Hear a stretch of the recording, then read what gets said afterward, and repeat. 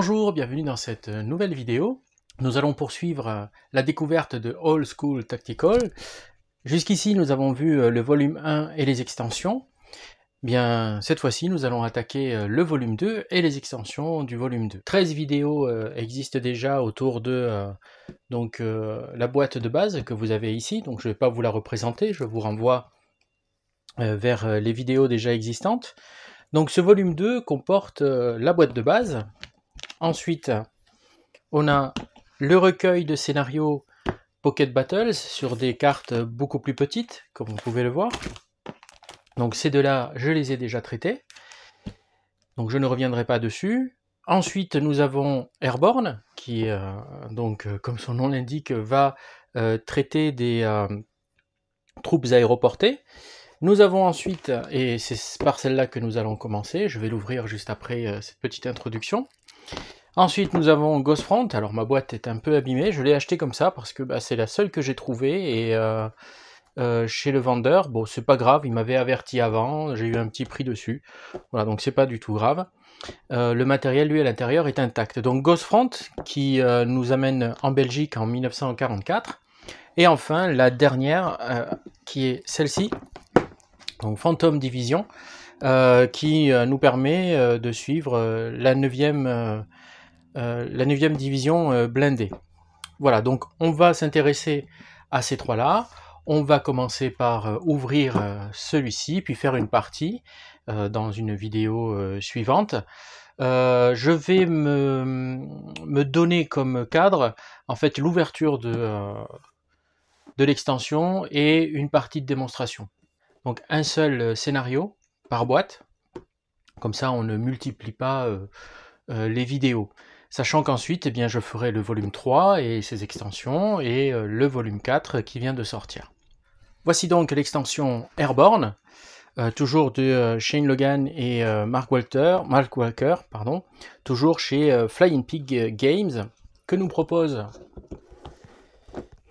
le dos de cette boîte, eh bien, de suivre cette extension. On va suivre la 82e et la 101e Airborne avec des règles dédiées, règles que vous pouvez trouver bien sûr dans, dans le livret de règles, le tout dernier, hein, celui qui est disponible. Voilà, alors j'ai celui-ci, le 5.65, mais il y en a un autre qui est un peu plus récent, qui est marqué à l'intérieur 5.70 et qui est en fait disponible actuellement sur le site de l'éditeur en téléchargement gratuit. Je n'ai pas encore ouvert le volume 4, mais il y a certainement un livre de règles qui doit être un peu plus évolué avec les nouvelles unités. Donc ici, on nous propose d'aller jouer donc les parachutistes et de nous plonger. Alors voyons si on va trouver cette carte, hein, sur une carte basée sur Sainte-Mère-l'Église. Donc jetons rapidement un coup d'œil. Donc les scénarios, il n'y en a pas beaucoup. 1, 2, 3, 4, 5, 6. 6 scénarios. Voilà, qui vont de 5 tours pour le plus petit à 10 tours pour le plus long. Je regarde s'il y en a qui sont vraiment historiques. Je suppose que tous partent d'une trame historique. Voilà, alors là il y a Sainte-Mère-l'Église. Il y en a 2. Et donc ouais, il y en a plus que 2. Hein. Donc ils couvrent presque tous donc autour de Sainte-Mère-l'Église. Avec la All American, donc la 82e, et 2 scénarios pour la 101e. Je regarde le dernier. Ah oui, voilà, c'est ça. 2 scénarios pour la 101e, et puis le reste pour la 82e. Ensuite, nous avons une planche de pion, donc qui nous montre les paras. Je vais approcher la lampe pour qu'on puisse voir mieux. Voilà. Tiens, Capitaine Winters, ça me dit quelque chose. Voilà. Ensuite, c'est du 4, 5 en portée, 4 en force d'attaque, 5 en défense, 4 en mouvement. Il y a une légère différence avec les unités de base, hein, de l'infanterie de base. Ils ont une meilleure défense et une portée plus courte, hein, c'est 6 pour l'infanterie de base. Là on a 5. Voilà, ensuite on a des pions supplémentaires pour pouvoir donc jouer ces scénarios. On a donc hop, la carte, combien? Une seule? Ouais. Une seule carte, c'est déjà pas mal, c'est la carte numéro 5, donc on va regarder un petit peu, je vais essayer de l'ouvrir mais elle est très très grande. Je vais l'ouvrir et puis je vous montrerai ce que ça donne. Voilà, déjà. Allez, on va ouvrir ça. Voilà donc cette très grande carte.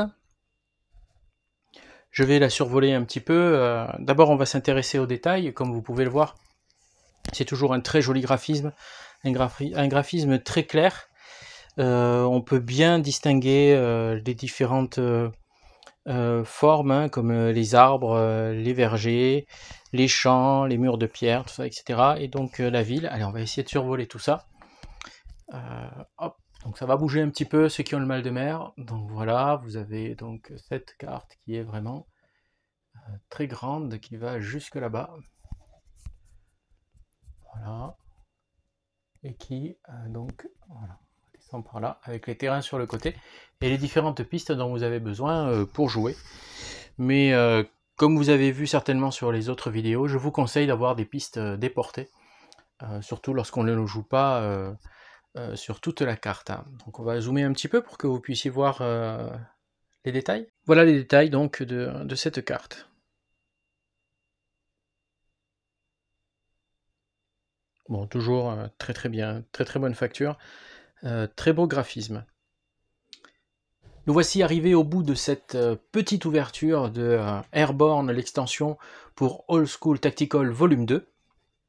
Nous allons très rapidement nous plonger dans un des scénarios. Je pense que je vais prendre le scénario numéro 1, Drop Zone Charlie, qui va opposer la 101e Airborne à la 91e division d'infanterie allemande.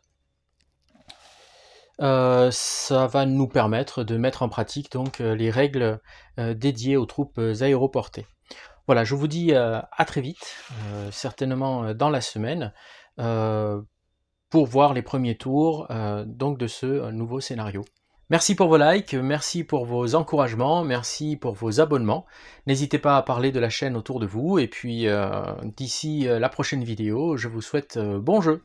Au revoir.